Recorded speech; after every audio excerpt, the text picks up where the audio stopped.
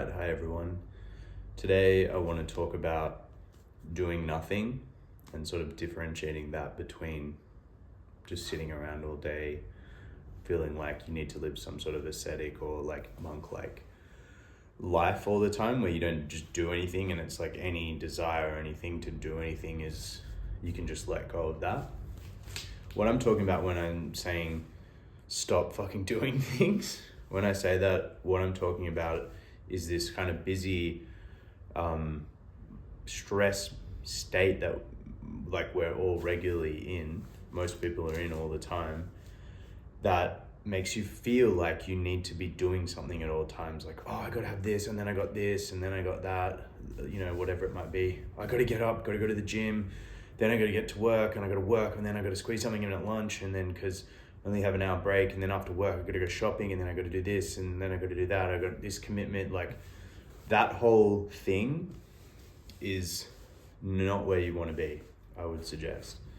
So it's like this busyness that we feel the need to have and like fit everything in, and it comes from being unsettled internally, and it's being addicted to this like stress state and feeling like if we're not in that state, then we're sort of doing something wrong.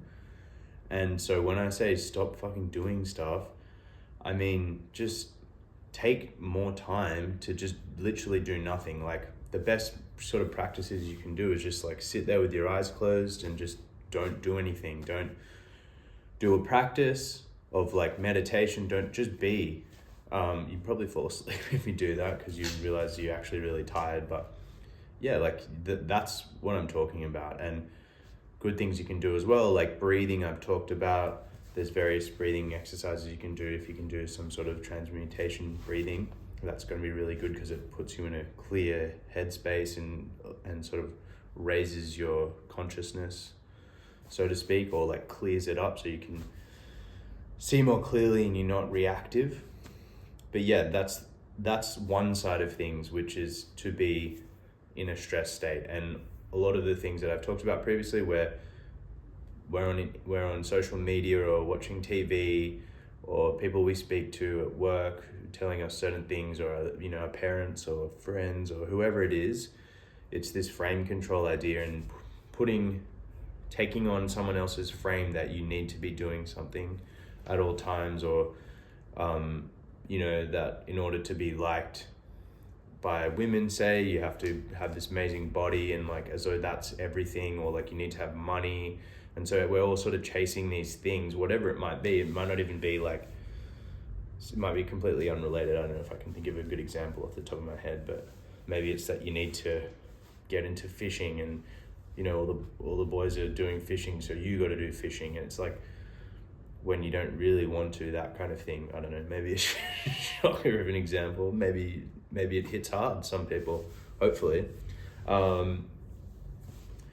So yeah, it's getting away from that mindset, which is like, I need to do this, I need to, it also extends into, I need to be someone, I need to become this, like, oh, I got to practice my drums so I can become a famous musician. Oh, I got to, whatever it is, all my stuff's going to be like music bias, whatever I got to do my dance practice because otherwise I'm not going to become a famous dancer. It's usually around fame, success, some sort of making money thing, that kind of drive. And I'm not going to be worthy of love, essentially, is what it comes down to. I'm not going to get attention. I'm not going to have a good life, blah, blah, blah, blah. And there's nothing wrong with having these interests and pursuing them and, facing the resistance that comes to doing these things. But primarily, the first step is you need to slow down and like get some perspective and just allow yourself to be, and observe what is driving you. Like, what frame have you taken on that's driving you to do these things? So that's one side of the thing. Then the other side of it is like, okay, you've slowed down, maybe you've integrated some practice, like you just, even if it is daily meditation or daily breathing, like transmutation of energy, or something like a bit more conscious exercise. I know people train and that can be beneficial for the body and all of that kind of stuff, but I'm talking about something that's like not stressing you out, something that's just regenerative, that's not sleep, because usually we're not conscious.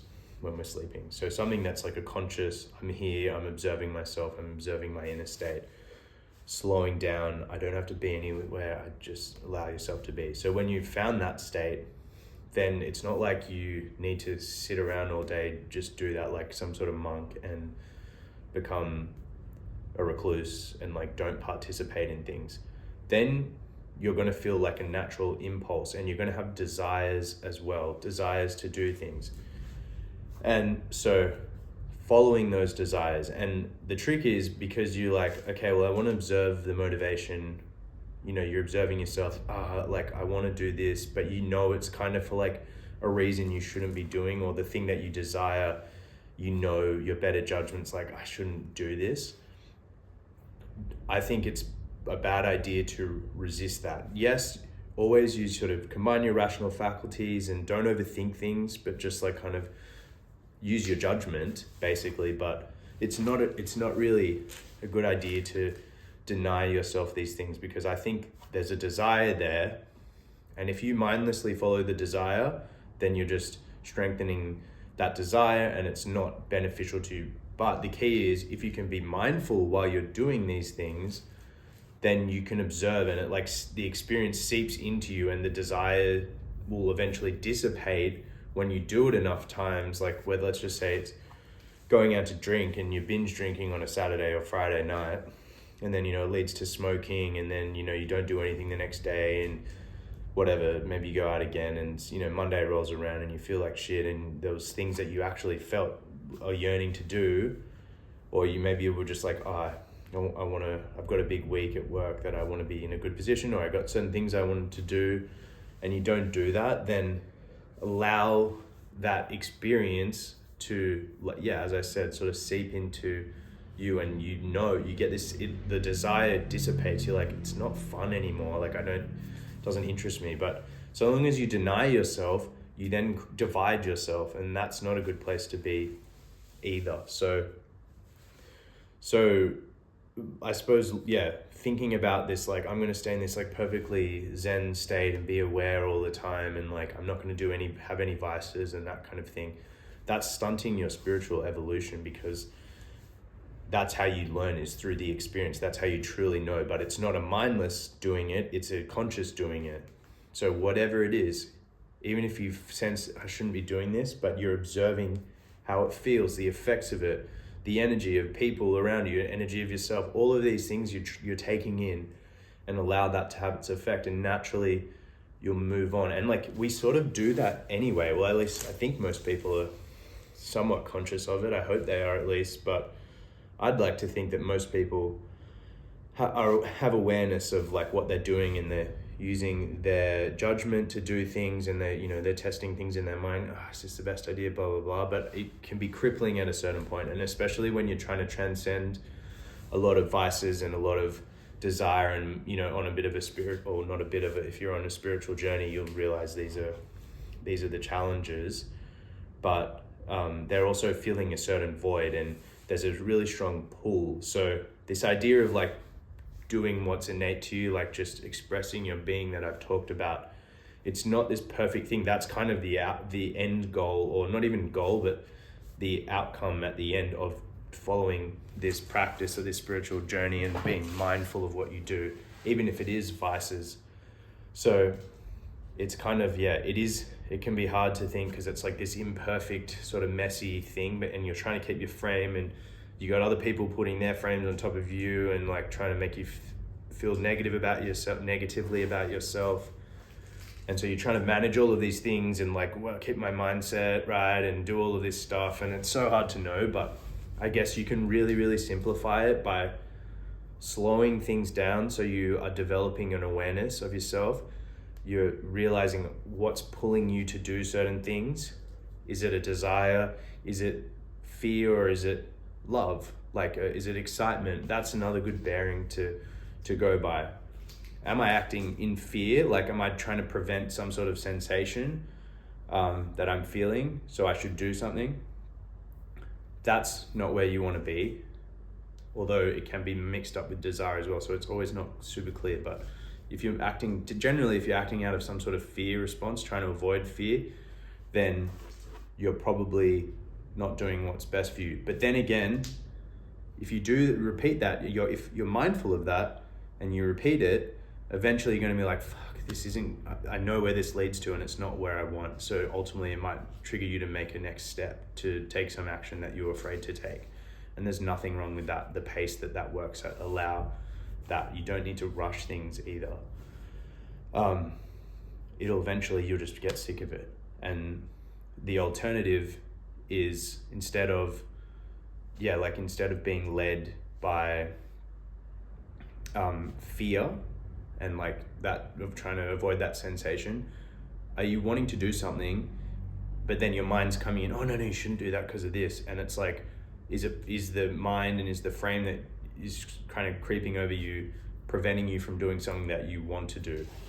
And sometimes those two are sort of the same thing, but not always. So follow that instinct, because then it's usually like, oh no, it's a desire, this is bad. I know. Just allow it to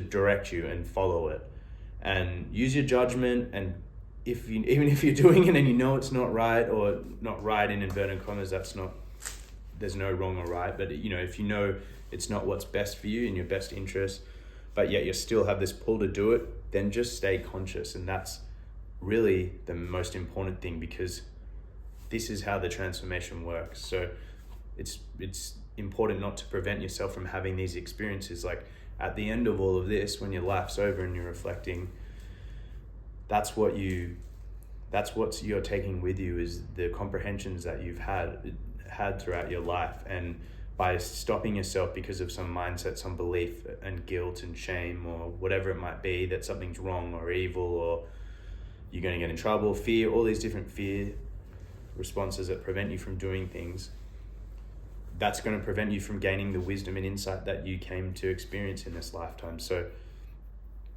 I guess there's a few keys there. The first thing is, stop fucking doing stuff, as I will continue to say. What does that mean? It means slow it down, become aware, be able to sit with yourself in peace, observe yourself, observe the energy, observe what's pulling you, be in that state more, and stop like booking yourself out so you're never in your mind. And then whenever you have any time alone, you like lose your mind, or you have to distract yourself with TV or that. Like, allow yourself to just be still and remind yourself you don't need to be or become anyone. So the more you get into that state, the clearer you're going to become in your own frame. And then from there, you still have desires, you're still going to be doing things in life, and it's a matter of observing yourself there, trying to make sense of it, which we do anyway, but you're becoming more and more conscious of it. And that's what allows you to grow and transcend spiritually, so you can leave suffering behind more and more. And so, but inevitably you have limited information, you have limited consciousness, and so you need to have these experiences that you're being pulled to do. So do them in the time and be observant, even if they are vices, even if they are something that maybe isn't for your best good at the time. At least through going through those experiences you learn, and you can transcend it. So it's like kind of paradoxical in a way. And then beyond that, observing times when you're not doing something because there's fear and resistance, in which case observe that. If you can move past that and you can go past the fear and act anyway, it's going to be positive generally. And then alternatively, if you feel strongly a pull to do something, even if it is a vice, sometimes it could be a really positive thing for you, and that you sort of just go and do it. But if there's something pulling you back from doing something you want to do because you fear how you might be perceived, or your thoughts and judgments that are being placed on that, then that's the other side of it as well. And then it's this constant sort of trying to find the middle ground there, trying to find clarity. And you're going to get lost in life, and it's hard, but as long as you can bring yourself back and just be still for periods daily, you're going to be going in the right direction, and your life is going to improve, and you're going to be happier, and you're going to connect with the life, the universe, feel the magic more, be less, routinized and bored and sad and depressed and all of those kinds of things. So yeah, hope you're having a good weekend. If it's not the weekend and you're watching this in the future, then hopefully the weekend's coming up.